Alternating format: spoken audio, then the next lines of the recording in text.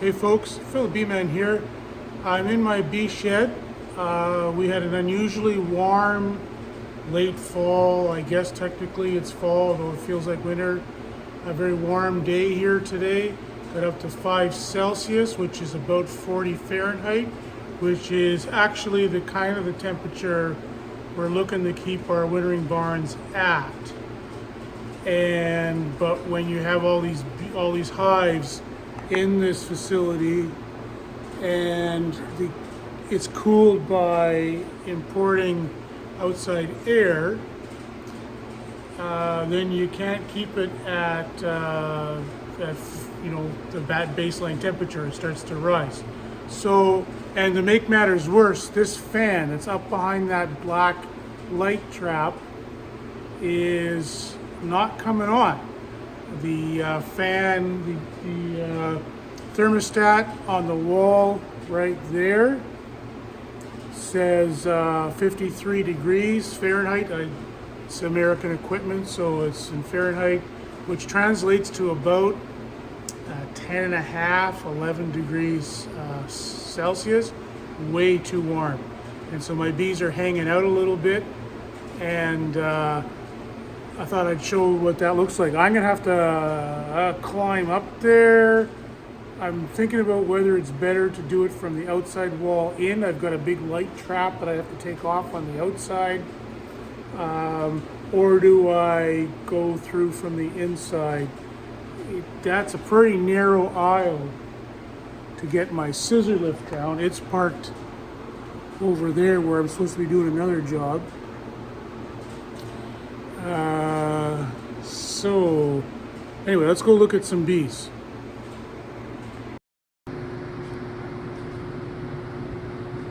So here we are with the flash on now, and most of the bees are behaving themselves. There's a few hanging out.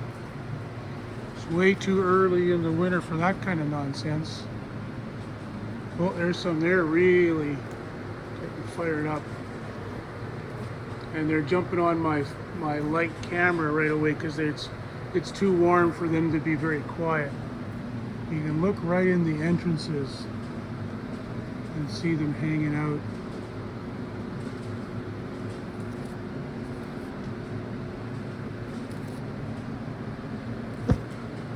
And then around the other side, there's a couple of hives that were really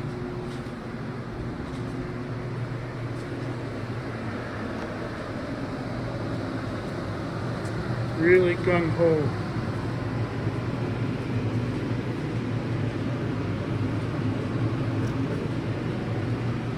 That one's a Foster, new genetics this year.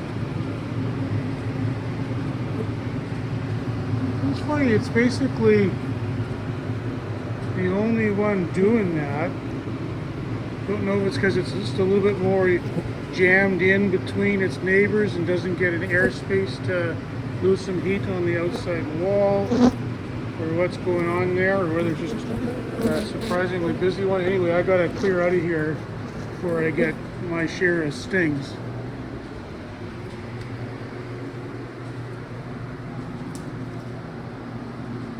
Down this aisle. Oh, there's a big one. Man, that looks like the 4th of July. And a couple ones there. That's that's my own from year before. A couple big ones there.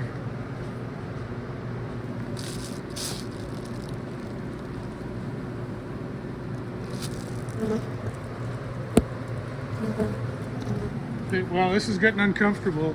Best thing I can do right now is to let them cool off overnight. I'm going to open this door just a bit, just so the fan can draw more air in with less effort. I'll just have that little air breathe under there. I gotta set my alarm so I'm up before dawn, but that's only at 9 o'clock these days anyway. And then once these are cool off and I can work in here, then I guess I'm gonna get up to that fan, either on a ladder or on my scissor lift. I don't think I can squeeze a forklift in here to move that row.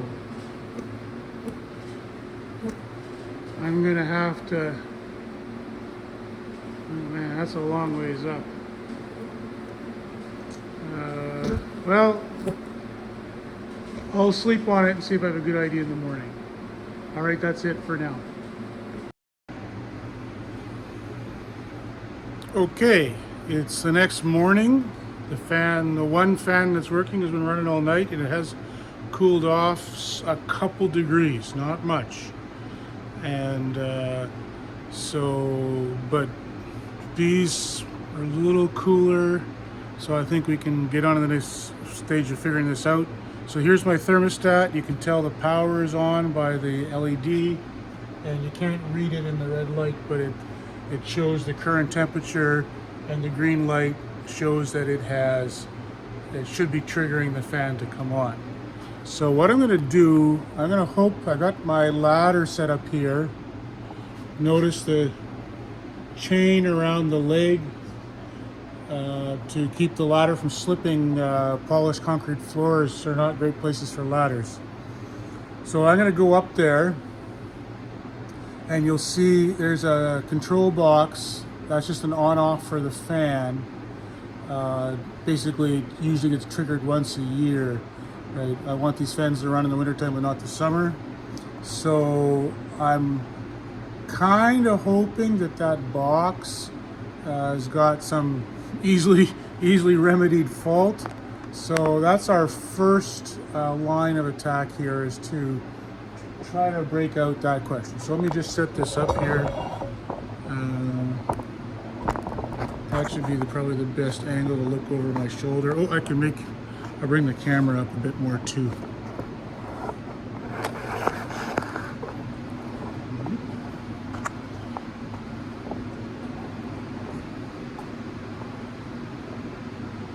All right, let's see what we got.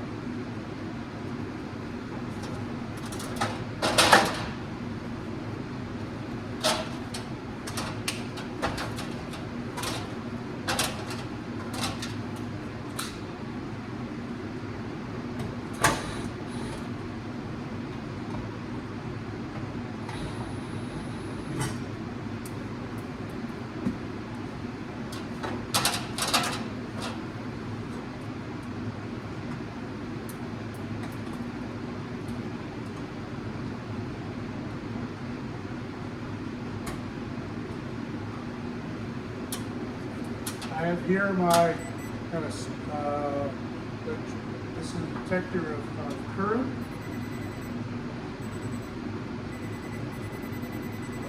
Well,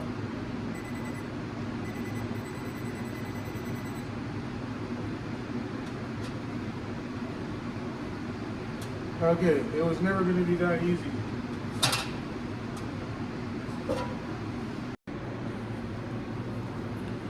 What I was using, by the way, was a circuit detector.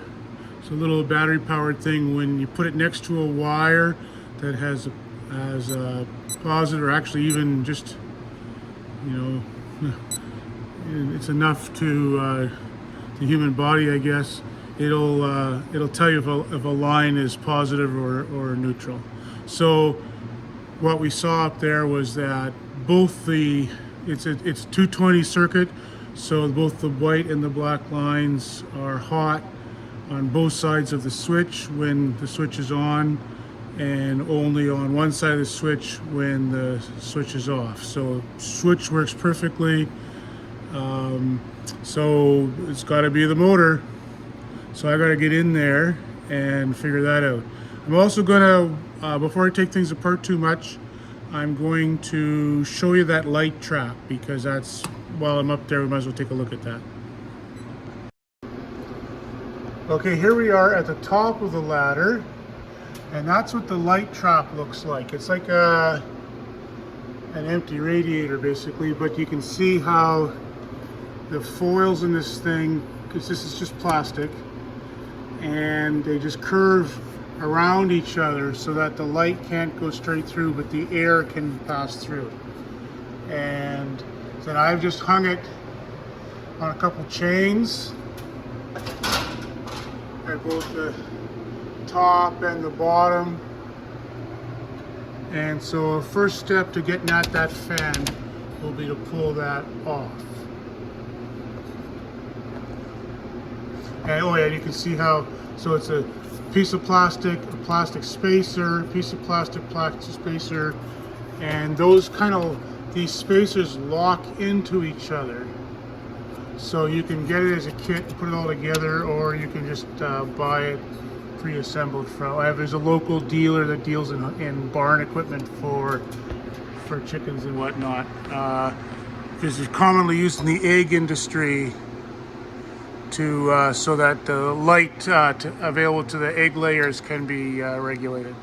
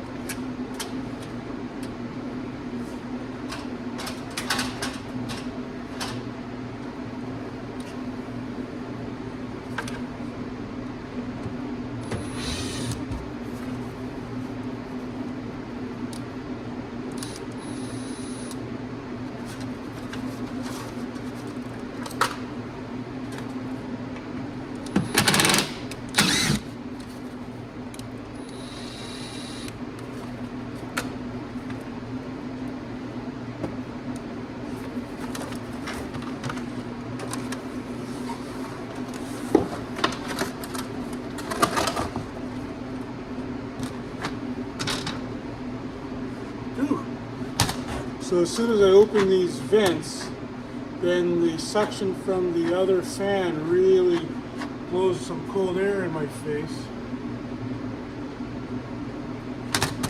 This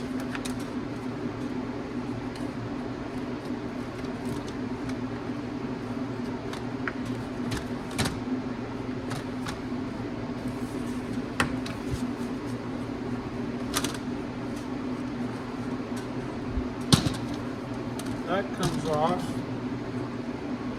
Now I can't, this light is going to, even though there is a bit of an air trap on the outside, it's not enough. But let's just first of all see if when we spin that thing, that helps, and it doesn't.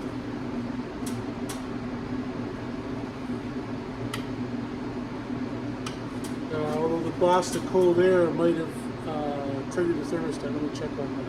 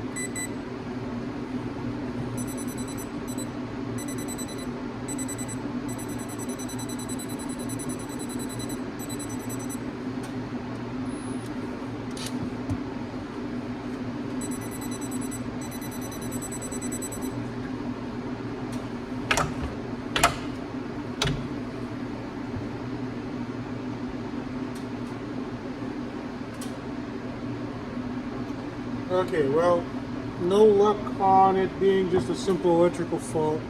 So I think the next step is going to be to power this thing down. I can turn the power off to that unit with this switch. We can verify that that means that there's no power here.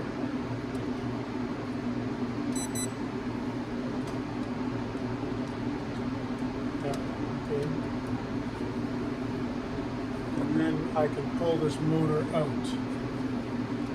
and then I'll put the vent back, and that will give me a chance to put the motor on the bench and see what's going on. So it looks like it's half-inch bolts. Oh yeah, it'll come.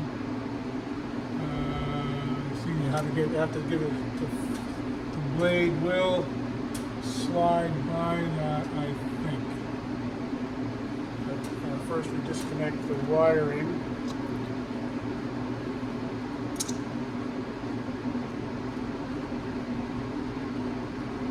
That one should stay. And then this is the line. Let's make sure we can see the colors here. Black is on.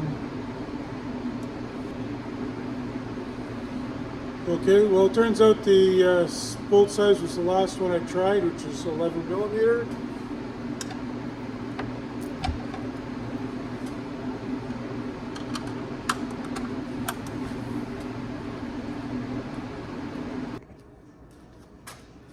Okay, here's the motor out of the in the light. You can see this is the attachment mechanism. So there's a bolt that went in the front, and then it twisted in to these. So first thing to do is to get this propeller off so that we don't damage it with whatever we do next.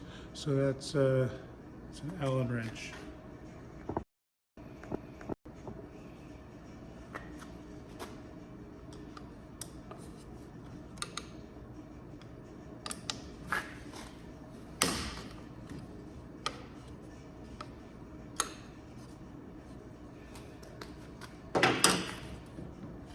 And of course, it doesn't just come right off. Let's think about how to get that. Okay, we'll try the easy way first. Just put the old flathead screwdriver. Oh, well, not every job has to be miserable. That's good. And that's an aluminum hub. And then plastic vanes. I'll bet the supplier sells these vanes. I wonder if they twist in or something. Nah, maybe not. Oh, there's bolts here. I bet you undo those, and that's what wedges those vanes in. Good to know. Okay, now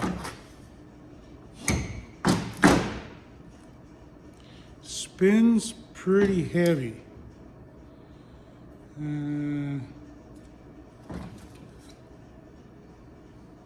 Doesn't smell cooked.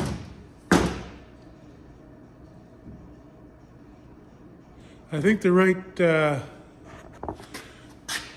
approach here is going to be to get a replacement ASAP, and then at the next convenient opportunity, get this thing rebuilt as a spare, so that the next time this happens, it could be on a warm spring day, and I'd really be screwed. Quite frankly, the forecast is to cool off, and one fan will be enough for most of the winter, but I gotta get this fixed. It's a made in Canada motor. Shouldn't be too hard. I'll take down the specs and see what I can do.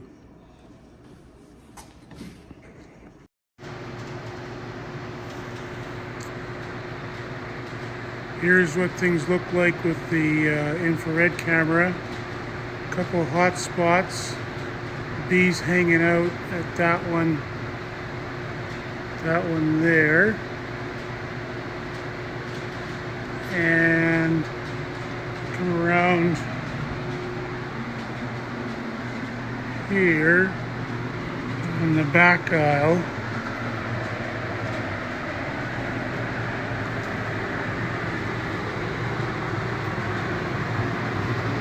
A ton of bees there. They're actually not that hot, but that big mass there, that's actually all bees on the outside of the box. Whereas the inside, the ones that are inside are really kicking out the heat. Those are the entrances that are glowing. You can see Those bees there are just as warm as my hand. These ones here, not as warm.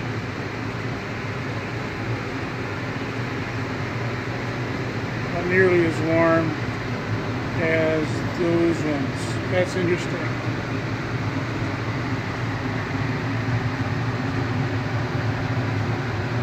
See, they're warm underneath. They must be right down to the floor there.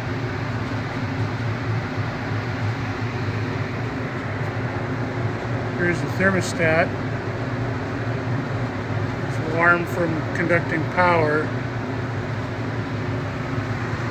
And the fan that's running is neutral. They're cold up in the corner.